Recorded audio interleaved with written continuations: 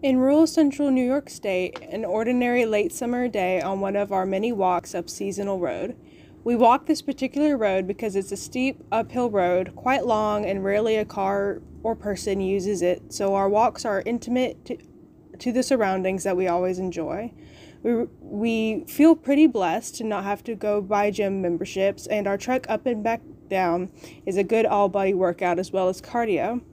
Whether walking up or down, farmers' fields border each side at different locations on the road, and in between the fields are woods. This particular day was like any other. The area is beautiful, and we always oohed and ahed at how pretty it is, and oftentimes commented how nice it is to live in such a pretty place. It was late summer, and we were noticing the leaves were beginning to change color, and we were watching them pirouette up down to the ground. We reached the portion of the road that is steep enough to make us puff and pant until it levels out again for a bit before the second, longer and steeper incline.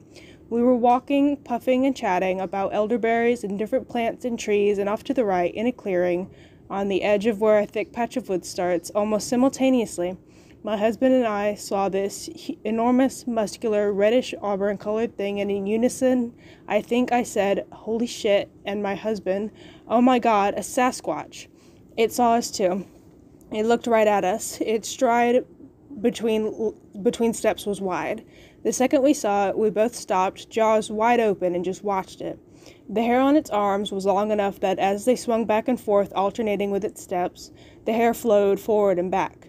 The hair on its head flowed over where its neck would be, so it obscured any defining lines of a neck and made its head seem kind of just flowed into its shoulders. It walked a few more steps, and turning only from the waist up, looked at us, straightened its body again at the waist, and entered the woods, where very quickly we were unable to see it anymore. It had no breasts and was hugely muscular, so we both agreed it was a male. It looked to be at least 8.5 feet tall, and appeared to be just as interested in seeing us as we were in seeing him. We were totally blown away by what we had just saw. We in no way felt threatened or afraid. The creature didn't seem afraid either, rather just like he just didn't want to be seen for any great length of time before disappearing into the woods. Over the years, before and since our encounter, we've heard loud smacking sounds like something being cracked against trees. We've heard strange yelling sounds with odd syllables before as well. We've also seen deer and other animal carcasses stripped of its flesh lying in flattened areas underneath thick brush in the woods. I can't judge the distance we were from this creature was. My husband thinks maybe 100 yards. I seen one in 1976 less than 5 feet away from me on Thanksgiving morning while I was rabbit hunting. This monster let me know I had no business being in his woods and I had better leave. I had a loaded shotgun and all. Don't wish for shit you can't get rid of, and they still leave in those woods. I checked 4 years ago. All farmland, all kinds of Bigfoot signs, and no trespassing signs. About 4 springs ago, mid-April, I took my wife, 4-year-old daughter, my cousin, and her 3 girls, ages ranging from 4 to 12 years old, camping for a couple nights in our cabin located approximately 24 miles south of AKP. As I was using the bathroom, I was looking up at the sky, watching for wandering stars or satellites whizzing by above my head. Then I heard what sounded like an owl hooting from the top of the bluff in front of me, but it didn't sound like a real owl. It almost sounded like a person hooting, just out of view behind some trees. Then, a few seconds later, I heard what sounded like a person making gargling noises behind the creek on the other bluff, varying the pitch as it let out its sounds. To make it even weirder, they started going back and forth between sounds, one after the other. After listening to them for about a minute, I was like, okay, this is weird. I'm going to walk back now. After walking back and latching the little door closed behind me, I got on my sleeping bag and laid down. As soon as I laid down, I heard footsteps run around our cabin and stop right in front of the door. I sat up confused and stayed still, listening to hear the next movement. After about a minute of silence, I heard what sounded like a person walking around the front of the cabin. We have a bench next to our fire pit and a bench next to the cabin door. The bench next to the door had a cardboard box with meat wrapped in plastic on it. Mixed in the snow, crunching from the footsteps, I could hear plastic bags crinkling and stuff moving and what sounded like metal vibrating in one corner of the cabin. 5 minutes into it, My wife woke up and was startled to see me sitting on the cabin floor listening to the noises coming from outside. Rain. Who the fuck is out there? Me. I have no idea. We listened to this thing walk around three sides of the cabin walls, and never once did it walk in front of the back wall with the window on it, where I waited with my spotlight ready to shine it on whatever was waiting outside. After about 20 minutes, we heard something grab the door handle, and it sounded like whatever was outside shook the door, trying to open it possibly. Rain. Where's your gun? Me. Next to the door outside. Rain. Why would you leave it out there? Me. Achoo. Not like me to leave my guns outside when camping. So I grabbed the next best weapon I had, a Scandinavian knife with a 9-inch blade on it. After about 40 minutes, my wife had had enough and decided she was going to listen to her music on her headphones and try to sleep. 10 minutes gone, and it finally got quiet outside. So I grabbed my spotlight, opened the door quickly, and racked around in my .308 rifle and just kind of looked around the cabin from the front. I didn't see eyes or anything out of the ordinary, so I walked back into the cabin and latched the door behind me. Soon as I latched it, the footsteps ran right back in front of the cabin again. They walked around for about 10 minutes more, and then it got quiet again. The next morning, we were making breakfast, and my wife brought up the strange encounter we had. Almost in a mad tone, Isabel asked why we didn't wake her up. Rain said, we didn't want anyone to freak out and wake up the babies because we were freaked out. Me, I wasn't freaked out. Rain, you were standing in front of the door with your big knife, B. Me, okay, maybe a little. So after eating breakfast, we went outside and looked around. None of the caribou meat was taken, and there was no tracks in the snow. We were so confused after hearing almost 1 hour of the snow crunching from what sounded like human footsteps in the snow. I was fishing in the 80s at night when I smelled something. I took to the slaughterhouse not far away, or one of the farms that were in the area at the time. As I was cleaning up to leave, I turned towards my car, and there it was just standing, watching me. He didn't try to hurt me or move toward me, and for a few minutes I was too terrified to move at all. Eventually, I got in my car and left. I believe it was as curious about me as I was afraid of it. Had 3 occasions of being temporarily paralyzed by these forest people while sleeping, all 3 while camping in the same spot in the national forest. In each case, I woke up and blocked what was happening. On 2 occasions, it was attacks by a very angry sasquatch.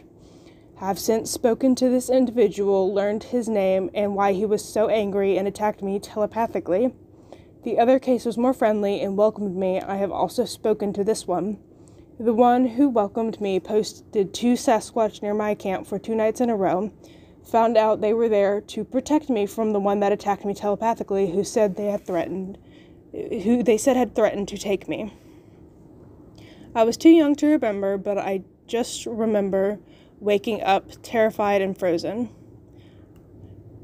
I also had a strange experience the day my dad passed away this year due to a house fire.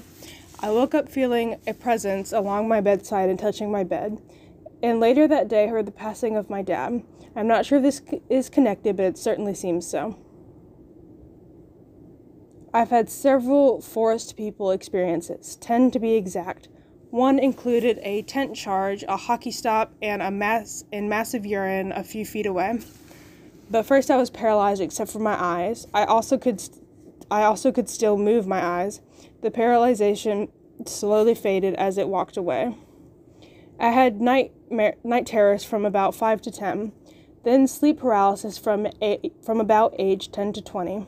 I would be frozen and kept hearing the sound of a loud dentist drill into my brain. Then I'd have like a brain earthquake, and my mind would be shaking back and forth.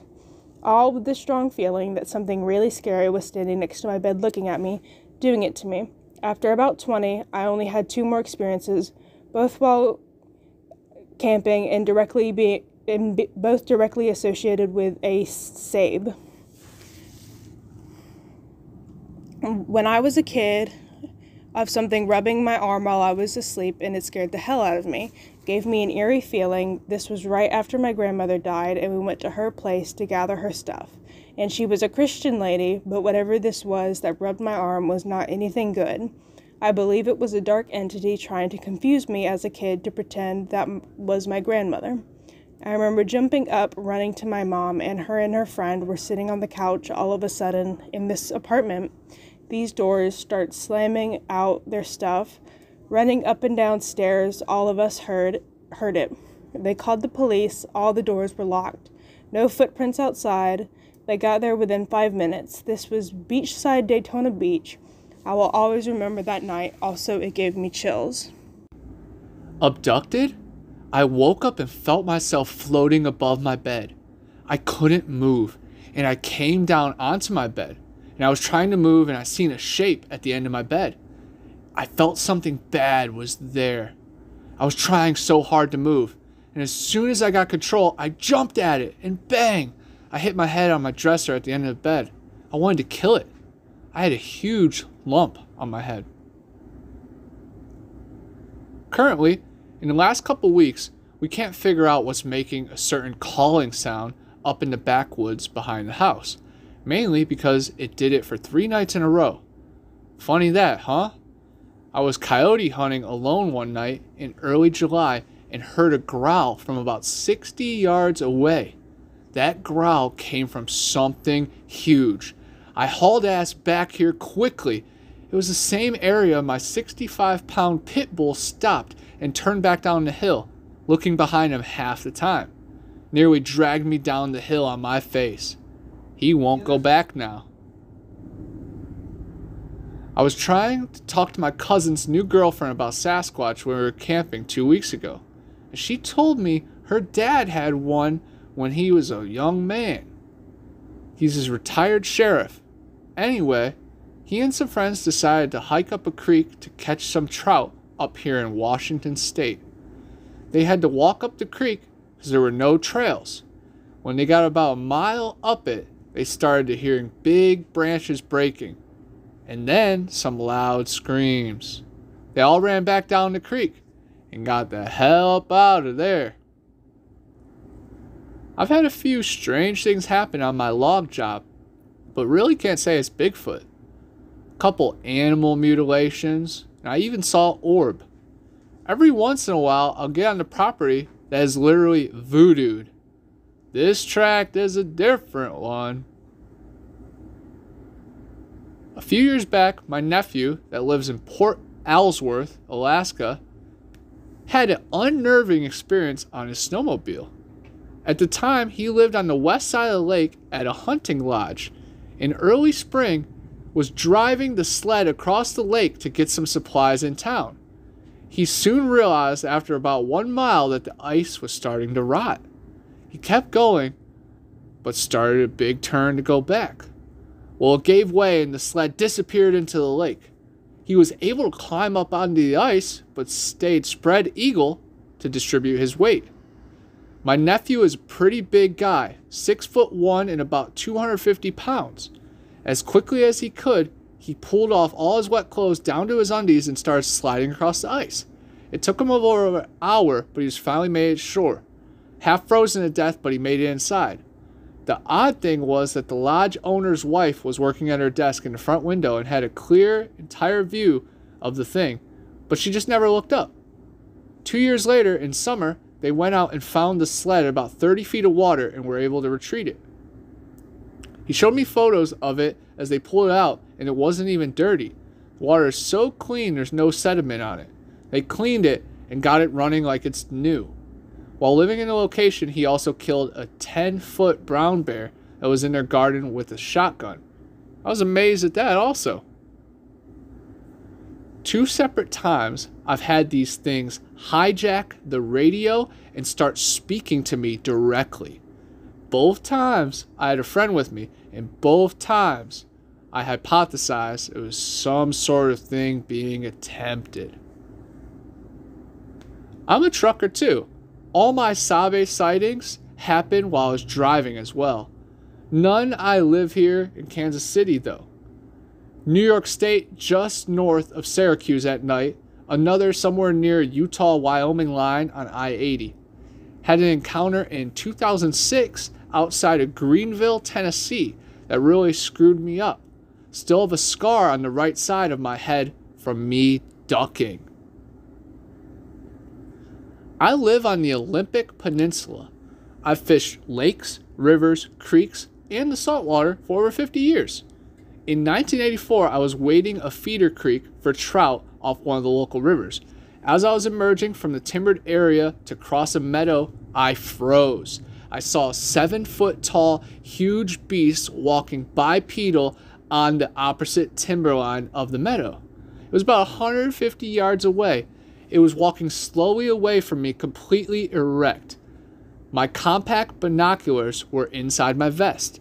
I quickly fished them out and focused on the creature. I swore I saw a Sasquatch, but it wasn't. It was a bear walking on its hind legs. If I hadn't pulled my field glasses, there's no way it could have convinced me I hadn't seen Bigfoot. I watched that bear go 100 yards to the end of the meadow, never dropping to all fours. Entered the tree line totally erect. While working the creek over the next hour, I just felt uneasy. I don't like bears. As I crossed the meadow, I saw that bear again. It went from a down position to erect and again started walking. This time it was much closer. I retreated, and I did as well, walking away from me, once again, totally erect. I watched it return to the tree line and disappear once again. This time I couldn't get back to my truck fast enough. On my way back, I ran into Fish and Wildlife Officer and stopped to chat. I told him of my encounter and now feeling a little foolish that my imagination had got me so worked up. The rest of the story was he had been looking for the bear off and on for a couple days. He seemed to believe it was a younger boar that tangled with a more dominant animal and was injured. Hungry and injured, it decided to kill and eat some domestic goats. Easier pickings. A few weeks later, I ran to the game officer. He said the local landowner killed it a couple days after I saw it. Both forelegs were injured, but it was some kind of accident. He believed that there was no evidence of battling another bear. He thought it may have taken a bad fall. While I don't disbelieve that there is enough vast wilderness to support and conceal an intelligent North American primate, I've never seen any evidence of one. There is very little population from where I live all the way through Canada and southeast Alaska. It's all temperate rainforest. An omnivore should have no problem sustaining itself. Had I not found my field glasses, I would have been one of the folks that swore what I witnessed was Sasquatch. However, my father, around 1920, told me he heard ungodly noises and generally felt watched when he fished Spirit Lake when he was a kid. Original Spirit Lake was destroyed in the Mount St. Helens eruption, 1980. Went to a river in my area where I had hunted with my dad and brother in the 60s. Was to that area in 2019 and got the creeps about 15 miles further in. Walking on a gravel bar in the public access corridor, much further downstream, got the heebie-jeebies again. Texas, 1987, Inks Lake. I made a BFRO report 2016. No follow-up yet. They are all over the place here in Texas. The hill country, the piney woods, the swamplands, and the farmlands to the northwest. I've chased one across my yard. I've seen one knelt down eating during the winter. I've seen one through night vision. Also been 2 instances of something large running across the roof of my house that actually shook the house with each step. Then dozens of times weird sounds, all which I'd assume were Bigfoot because no explanation of what else it could be. I had a sighting in 1975 here in southern Oregon. It was in my upper pasture. I think it was watching me through my sliding glass door and thought I had seen it. I hadn't. I first noticed our madrone tree looked different and then saw some kind of movement in my peripheral vision. It was reddish brown, had a huge chest but thinner legs. I've always thought it was a curious juvenile, under 7 feet tall. I only saw it in profile in the backside. Large, jutting, lower jaw, head hair touched the shoulder, longer hair on the forearms as well. When it cut up into the forest, its butt was a lighter color or more bare. Awkward looking, but very smooth, and even gait, taking long strides. So, a loud, clear knock, knock came from the dark tonight. It's about 200 to 300 yards south of my house, down by a creek. It sounds like wood hit hollow wood or an object hitting hollow wood. This was about 8 p.m. A lot of the neighborhood dogs were also stirred up barking and going nuts. It's also not the first time I've heard the same sounds, but not as loud or as close. I've lived at this location for 4+ years, and this is the 4th or 5th time I've heard it. And it doesn't matter day or night. This was the first time both my husband and I heard it. He's never heard it, but I'm home more. It's definitely not acorns hitting the roof. I know what it sounds like. There was also no wind at the time. This was and has been a deliberate kind of sound. I'm now definitely nervous to walk the same creek that turns and runs 50 yards away to one side of my house. Geneva County, 10 minutes from the Florida line and 5 minutes from the Covington County line. Wow. On my way out the door for work, and my fiance and me heard branches breaking. Then something threw 2 stones, almost hitting our car. They watch and know our schedule. Wow. The winter of 2017, I was homeless. I pitched a tent in the woods in Pasco County off a main road. I went deeper in the woods to get away from an alcoholic and some addicts. I walked out for coffee between 3 to 5 a.m. and after dark in the evenings. Often, I heard footsteps pacing me, but when I stopped, they stopped. One night, it wasn't so cold, so I had the windows unzipped and the rain fly off. I saw red eyes I thought were possibly an owl, but I was too tired to get up and see what it was. I had a little old dog that did not like being in those woods. She liked being in the woods at the wilderness park, but not where the tent was. I'd have to carry her in, and she'd run out when we left. I never saw anything besides the glowing eyes. It was noisy at night. It sounded like a bunch of branches falling. I didn't know at the time, but it was a sign of activity. I'd go to Starkey in the daytime when the park opened, not far from Shelter 3.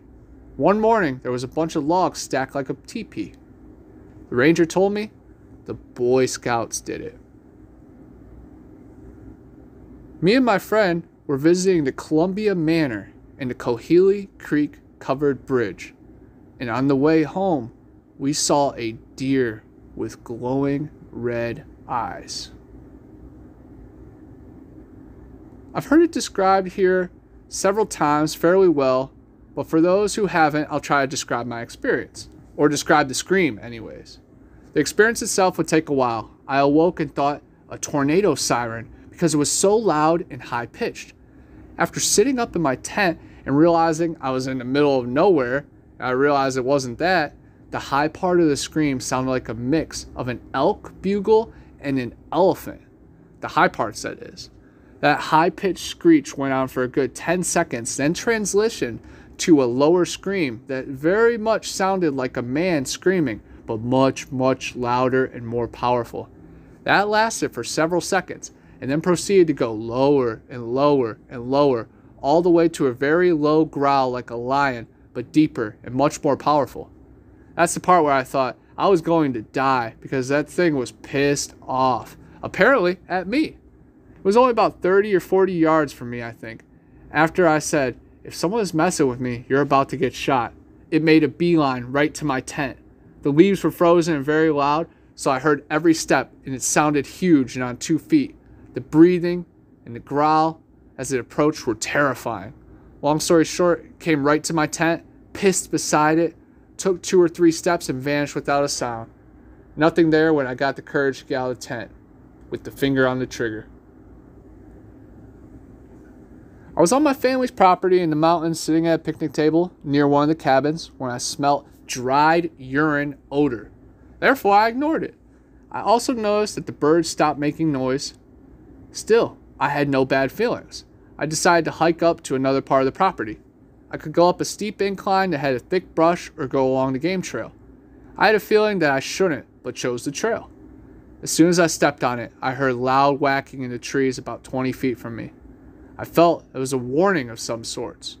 I turned back, but not before pulling up my sweatshirt tucking it behind the handle of my sidearm, more in display for the noisemaker than anything. The whacking stopped as soon as I did that. I walked back down to the cabin, and as I walked past it, I heard something whacking the other side of it. I knew I was not the only one there, so I thought it was odd. I sat back at the picnic table and kept hearing pebbles hitting the back side of the cabin. Still, I didn't budge. I started to have an unsettling feeling, and the thought occurred to me that I needed to leave. I did, but not before telling Satan to depart in the name of Jesus in case whatever was whacking stuff was evil. And I said something like, "This is my family's property. I'm here because I miss my dad. I feel close to him here. I'm leaving out respect for you for your home, but I'm not afraid of you." Immediately, I felt I could go in the area where I just parked, just not where I've been hiking. I just left. After I left, I felt something trying to connect with me and said, "Don't try that mind speak bullshit with me again." It stopped. I've been going there since I was a child, and have heard what I now know whoops, but never whacks. I once saw the reflection of a little girl in a white dress. It was a bright sunny day, and I was walking into the house. She was reflected in the glass door, but when I turned around, nobody was there. I woke up in the middle of the night to an elderly lady watching me angrily. I closed my eyes, hid under the sheets, then looked again and she was gone. Scared the F out of me. I even thought I have an active imagination. She looked so realistic. Driving down the street, middle of the day, I checked my rear view for traffic behind me and saw a hand reach up in the back seat. Almost jumped the curb when I swerved out of shock. Looked around to an empty seat. I pulled into a parking lot to confirm that I couldn't have seen anything. Not only was the backseat empty of people, but no loose items either. No events in my life around this. No deaths of my family or friends. And nothing that I could find out about the spot of the city street that was significant. Many years ago, my husband and I were living on the upper floor of an old house in Minneapolis that had been converted into a duplex. I have always had trouble sleeping and was sitting up late reading after he went to bed. I heard someone walking up the back stairway. You could access the lower duplex, our duplex, and the attic and the basement from the back stairway. The footsteps went past our door and continued to the attic, and I could hear someone messing with the doorknob, and then footsteps went back down the stairway, and then came back up. I woke my husband up, and he could hear them too. He wanted to go look, but I insisted on calling the police. In the meantime, we heard the footsteps walking across the attic, and they stopped. The police checked it out, found nothing, looked all the way around the back, and found no evidence of anyone walking around. The back door and the attic door were both locked, and it had been recently snowed out, and there were no footprints in the snow, no wet shoe prints on the stairs. It was the only thing that ever happened while we were here. When I was young, 10 to 12 years old, I would wake up earlier than everyone else, and it would still be dark out. I would head to the basement to watch our TV or go on the computer. I wouldn't turn lights on. I would just walk through the house in total darkness. To get downstairs, you would go down 2 steps to the landing and back door, and then turn left and go down the flight of stairs. This was back when we had old tube TV, and if you know about them, you probably remember when you turned off a tube TV, there would be a white flash of light for a split second. It happened many times where I'd see a light flash reflect off the wall at the bottom of the stairs when I would start walking down. The type of flash that looked like someone had turned the TV off. It was the creepiest thing when I would see it. I also had some feelings of someone else there if I woke up in the middle of the night sometimes. It's possibly my eyes or brain playing tricks on me, but it happened more than once. I always left the lights off and tried to be quiet to catch this couch potato phantom. My bed used to shake at night. It wasn't an earthquake or a train passing by. It was like someone was standing at the foot of my bed and shaking the frame. I got used to it because my parents wouldn't believe me. Also, things would happen I couldn't explain. I have heard some Simpsons figurines set up neatly on the shelf. I heard them hit the floor, but was half asleep to care. When I woke up, I saw they didn't just fall over, they were scattered across the floor like someone violently knocked them off the shelf. This other time, I was watching a movie on one of those old TV VCR combos, turned it off to go smoke, so when you power it off, it ejects the tape. When I came back, the movie was playing again. Someone would have physically pushed the tape back in for that to happen. It couldn't have happened on its own. The way you describe her makes you think my great-grandmother. She died when I was 12. Everyone in the village knew her as Mother. Due to a divorce, I lived with her for some years. She was awesome. She existed on strong cigarettes, whiskey, and cheese on toast. She was about the height of 5'2" and so thin. Born in 1899, she had cancer and a hysterectomy in the 1930s. Not only did she survive, but she kept kicking ass. In her 70s, she broke a leg having gotten a roof to fix a tile. Old Welsh Nons are a very different breed. Perhaps they regressed to Celtic tribal behavior. After she died when I was 18, I saw her. I was going through a terrible time. I rushed into Nan's house, Mother's old house, to grab a key. Turned around, and there she was. She was wearing her favorite slippers, tartan skirt, and one of her aprons. This one was blue with tiny daisies on it. She was as real as anyone else, but disappeared after a few seconds. Of course, I freaked out and ran out, not telling anyone for years, for fear they'd think I lost it. Ever since then, I've been told by people claiming to be mediums that she looks out for me and tries to protect me. I live in her house now with my family. It's nice knowing she may be around. I miss you, Mother. I can only wish to be half the woman you were. In high school, we passed time driving on backcountry roads late at night. No booze or drugs or anything involved, just chit-chatting and singing along to music, whatever, while we drove around. Once, when it was just my girlfriends and me, we were cruising when we suddenly came upon a girl in the middle of the road. We both saw her and screamed. She was so close to us, she couldn't possibly had enough time to run out of the way. My friend swerved and slammed on the brakes so hard we wound up horizontal in the street. But when we got out to investigate, no one was there. Total silence. Nothing on or off the road in any direction. We were so spooked we called a friend to tail us all the way home. Over 15 years later, and it still scares me so much. I get teary-eyed just thinking about it. I grew up in Mississippi, and we used to play in the woods off the Natchez Trace when we were teens. The Natchez Trace was a vital trade route in the 1800s and had a lot of bad things occurred there. There was a group of us, and we kept seeing the figure of a man watching us from beyond various trees. Okay, so there's a guy watching us, right? But this guy kept randomly appearing behind trees 50 feet apart, and there was no way he could make the distance between them without being seen. A few of us decided to flank him and came up alongside. There was nobody there. We promptly got the F out of there. I had several experiences like that in the first 20 years in that state. Something invited itself into my friend's home. When I was younger, I had a next-door neighbor named Lexi, and she was my best friend. Our parents would go on trips on motorcycles with each other, and we would camp out at one of our houses until they came back. It was normal for us. We never had any paranormal events prior to this specific night.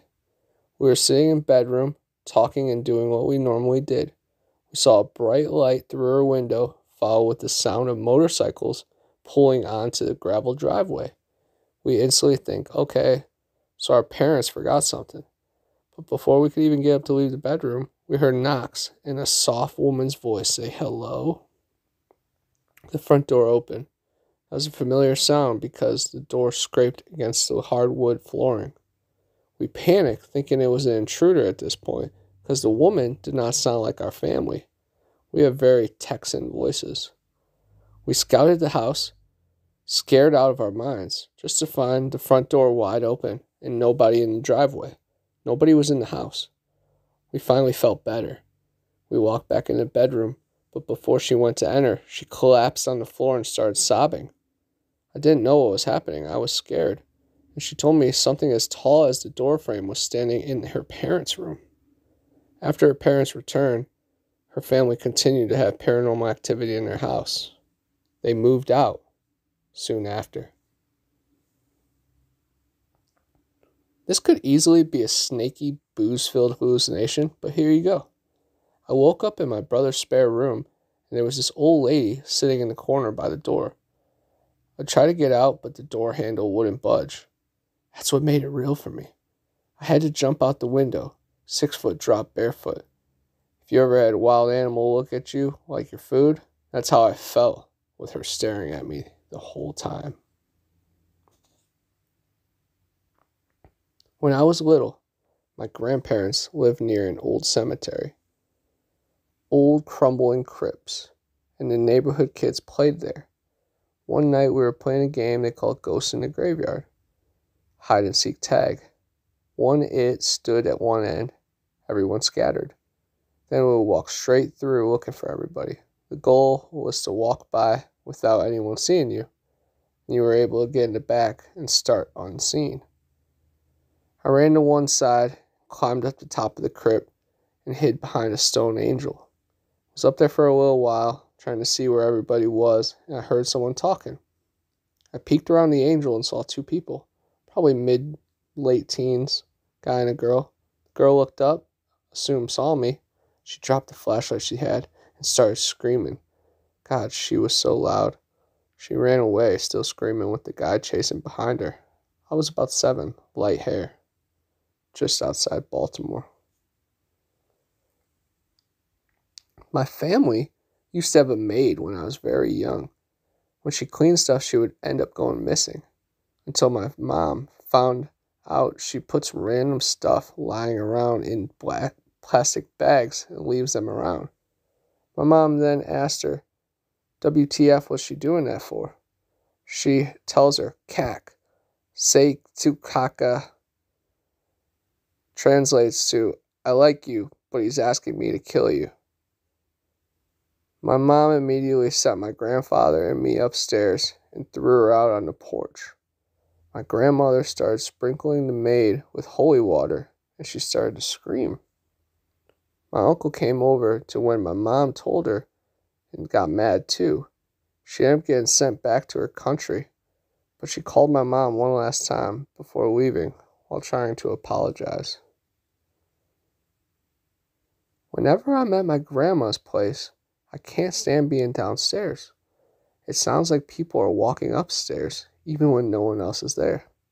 There have been plenty of times where I've taken a bath downstairs and heard loud thuds, as if someone is walking, and when I go upstairs again, I always ask her, what have you been roaming around for? She always says she hasn't been doing anything but watching TV or checking her Facebook. My grandma says it's her infamous cursed painting of a crying boy downstairs. It's meant to bring fire and destruction, but apparently when you use the restroom, he stomps in anger. My grandma passed away 3 years ago. Her birthday was in January. In 2020, her number was still active. It was a prepaid number. If you paid X amount, your number would be active for a year. Just after midnight on her birthday, my mom sent her a text saying, Happy birthday, Mom. Just before 1 a.m., she received a text from that number saying, Thank you. We went over the next day just to find the phone exactly where she left it before she died, and the battery was dead. Father-in-law woke up and saw his dog from his childhood sleeping at the foot of the bed. His bed was magical because if you had symptoms of a cold or something coming on and slept in that bed, you would wake up without any symptoms after. When our son was maybe 10 years old, We were staying upstairs at their house and sleeping in the 2 bedrooms upstairs. One day, while my wife and I were downstairs watching television, we heard her son running through the hallways upstairs. As he could get out of the crib at that time, we ran up to see what was going on. He was sound asleep. My coworker's story about a tradesman I worked under when I was an apprentice. He later went on to be the maintenance man for our main office building and worked in the basement there. One night, a year or so after he had passed away, a new guard was patrolling the building at 3 a.m. and was lost. She said that a guy working in the building gave her directions on how to get out of the building. When she reported to the guard sergeant what had occurred, the sergeant said no one should be in the building. When she gave a description of the guy who gave her directions, he pulled out an ID from his desk and asked if that was him. She said yes. It was my former coworker. I asked the guard about this later and she told me, "I know what I saw." I was hanging out with my friend at her boyfriend's house late one night. They were playing video games and I was getting hella tired, so I kind of laid back on the bed, which was underneath a stairwell. I could hear someone slowly but very loudly coming down the stairs. His bedroom door flew open, but no one was there. We all got freaked out, so my friend and I left. On the way home, we talked about what had happened. I told her I heard someone come down the stairs. She said no one else was home. She said I was asleep for a couple hours before there was a really loud knock at the door, and then they opened up the door, but no one was there. What? How could I have been asleep when I never fell asleep? I had just laid down, right? I didn't see anyone open the door or hear a knock, but I vividly remember the door flying open and me staring into darkness, what felt like an eternity before my friend stood up. We both have different versions of the story. Definitely freaked us all out. Still so weird to think about. Back then, I used to work as a janitor at school. Once during a night shift, I was cleaning the bathroom and heard someone laughing. I was so effing scared, I ran away and got my stuff, left the school, quit the next day, and never worked as a janitor ever again. Hey, I'm Connor from Bigfoot Anon, and I'm always on the hunt for the next big adventure. When you're on the trail for long hours, you build up quite the stench, enough to drive any skunk ape or yeti away.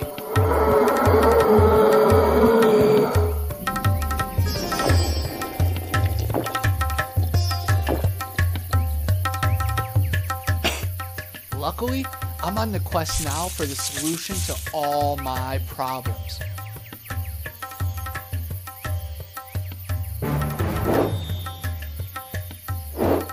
Yeti bars. They do exist.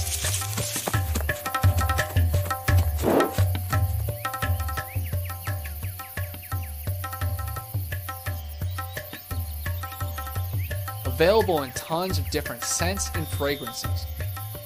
Check out yetibars.net for more and use my code BA10 for a special offer. Clean like a beast. Yeti bars!